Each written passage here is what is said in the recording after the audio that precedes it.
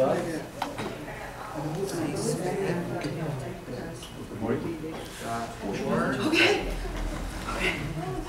All right, today is the last session Yay. of the presentation, and we have Smart Alec. we have an interesting presentation. We call him Steve. I know Steve, I was giving a keynote at George Mason conference, and Steve was all excited about using some of the ideas I shared Steve is for going his to lift program. his head for just one moment. On behalf of the students joining us at the University of Denver at the Cable Oh, Center, wow.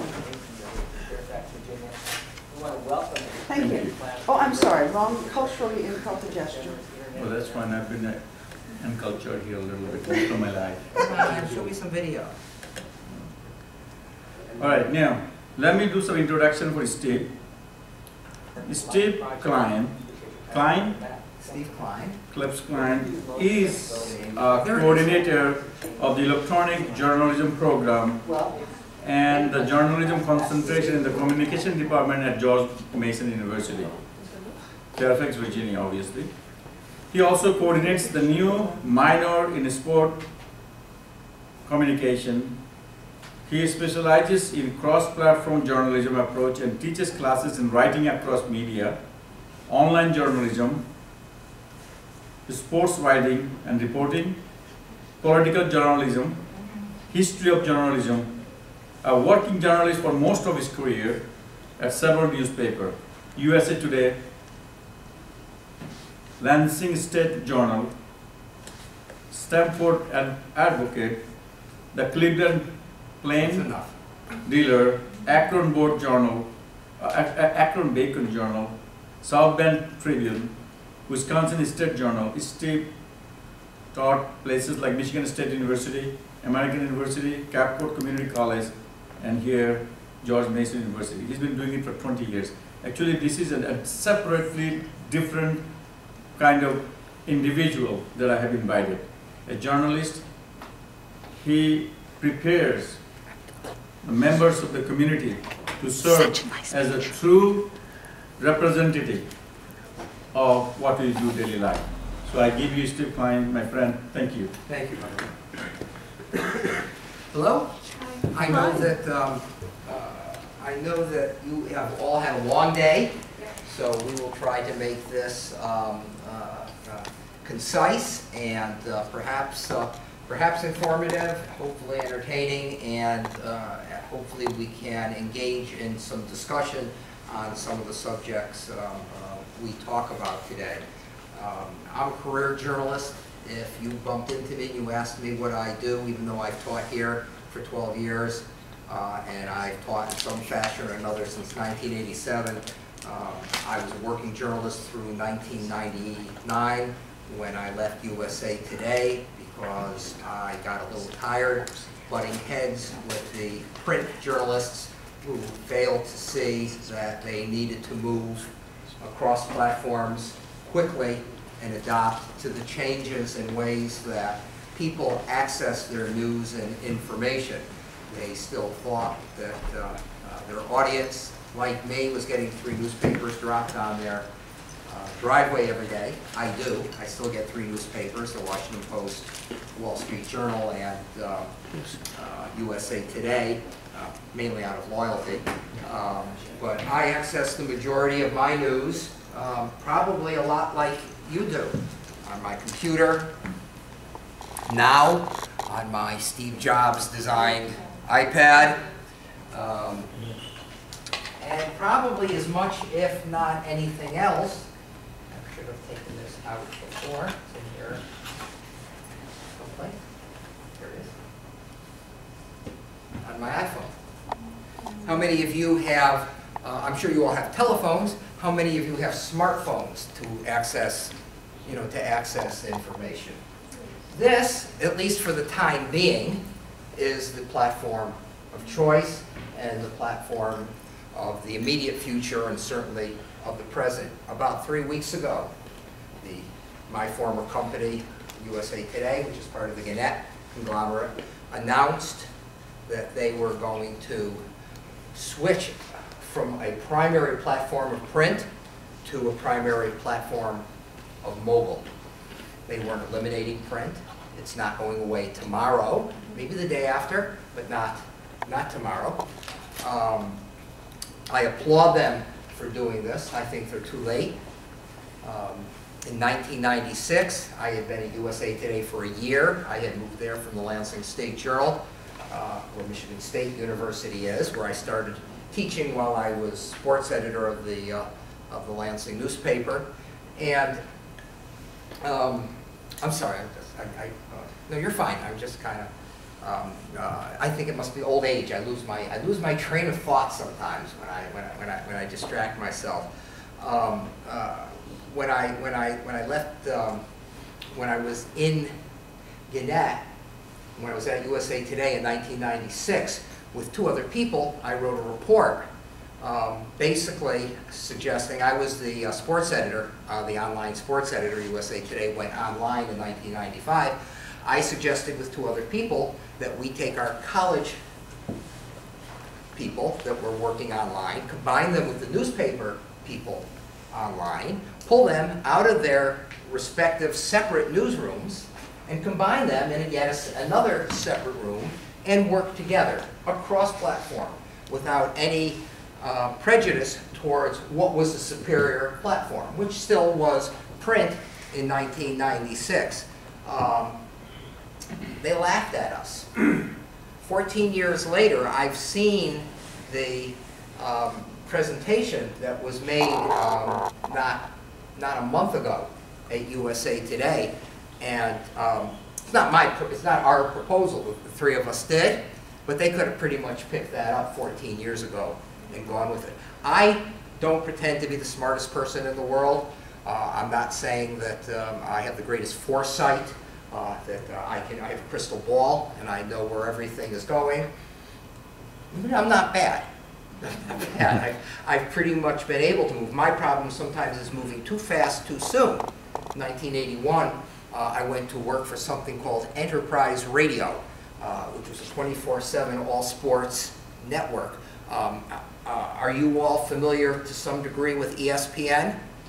Which was started by Bill Rasmussen. Well, Bill, after he had sold ESPN 9 months after he founded it in 1979 to Getty Oil for $27 million, seemed like a lot of money then, considering what it's worth now. Somebody got a bargain.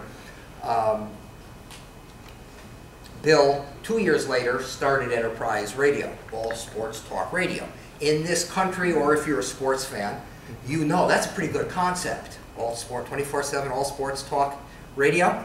10 years ago, the world wasn't ready for it. 10 years later, and it folded in about 10 months. 10 years later, ESPN picked up the concept long after Mr. Rasmussen had been gone, and of course they've made it a great success. 1995, well, actually 1993, when I went online, when I ran across something called the internet. I had been using DOS like perhaps many of you. I was working on my thesis, and I was accessing accessing libraries for my research through Gopher. There were no internet browsers, and I heard about this fellow Mark Andreessen at the University of Illinois, who was creating something called Mosaic, and was about to unveil a browser called Netscape.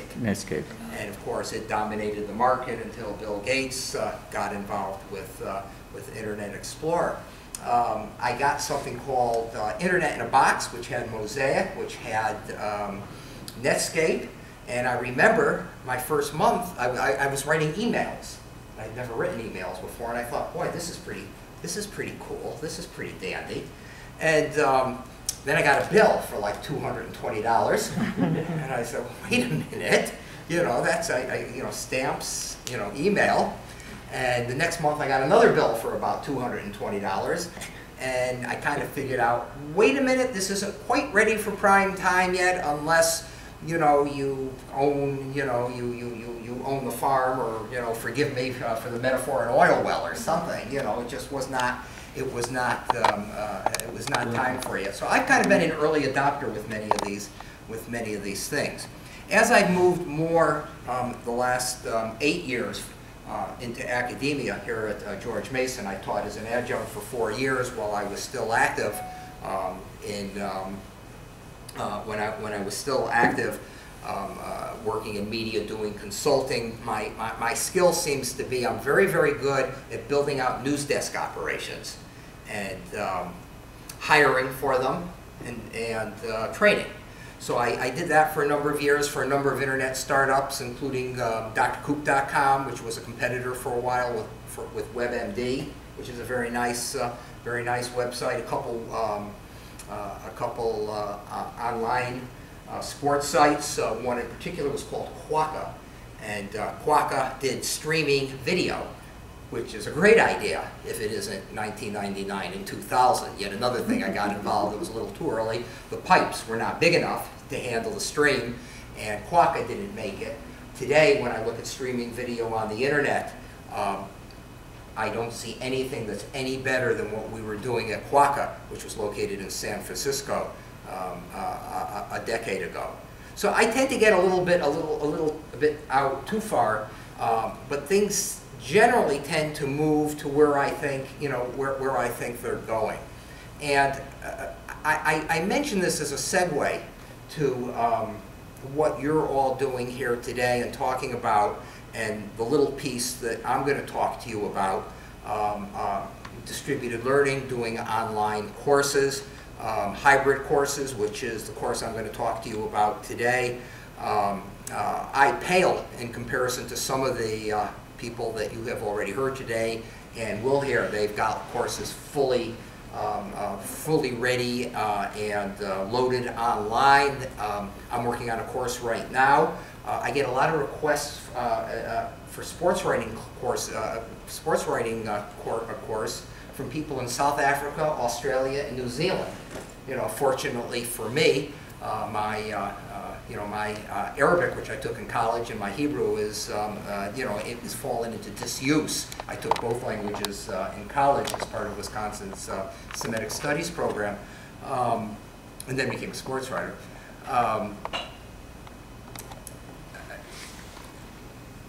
The course, and I want to get to the course that I'm doing. The people that you've been hearing have fully loaded, ready to go online courses. Our department, strangely, the communication department, has been a little slow in seeing the future. You should be the pioneer. I'm sorry? You should be the pioneer. You bet you we should. And I like being an early adopter. I like being in the forefront. I like knowing people like Badal, who are he's created a great model for the development of this type of course, and you'll learn a great deal from that. Hopefully we will move there before it's too late for us. George Mason University, it has for a long time in this Metro DC area been the affordable alternative in the Metro DC area, and we have great diversity. This is one of the most, if you've walked around campus or you have the opportunity to walk around campus through our Johnson Center, the diversity on this campus is remarkable. I learn from it every day. It's an education. It's an education for me. The students here come here because the place is affordable. It's diverse. It's a good school. It's a growing school. It's growing in reputation. If we don't move quickly to online courses in all our programs, we will lose our franchise to other schools of lesser reputations and less academic credentials that are moving into this prime economic territory much more quickly than we are. And that undermines our entire mission here at George Mason. I think it's a very critical time for this school. As I said, we've served people in large measure because we're an affordable alternative. We need to remain that, and to remain that, we need to offer online courses. About 4 years ago, I was approached by Steve Scully, who is the political editor of C-SPAN. Are you all familiar with the C-SPAN networks and what they do? And Steve had gained some funding. Actually, Brian Lamb, who is the founder and leader of C-SPAN, they had gained some funding to do a course that would utilize video studios on certain campuses, and there weren't a lot of these. There weren't a lot of these. And allow us to have two-way live interaction with the C-SPAN studio and Steve, who would then bring in high-profile political and media guests, and have two-way live interaction with the other classes. And the schools that have participated in this program over 4 years have been the University of Denver, which Steve teaches as a distance instructor. He'll go out there maybe once or twice a semester, but he has somebody on the ground, a teaching assistant in Denver, who kind of handles all the logistics, and Steve teaches the class from the C-SPAN studio, or at least is the ringleader, the ringmaster from the C-SPAN studio. And Chris Malone, one of the top political scientists in this country from Pace University in New York, the Manhattan, New York City campus, and to our great fortune, George Mason University. My class meets in the GMU video studio. I want to show you some video, but as I started to play this, unless perhaps it's the lighting, maybe we need to turn the lighting off. I just, and I apologize for this. The funding that they received was adequate for what they needed to do, and has been good for 5 years, but they've never, they've never really put any money. Did I just lose my connection? No. Well, the eye in the sky is still there. Do we do our magic function?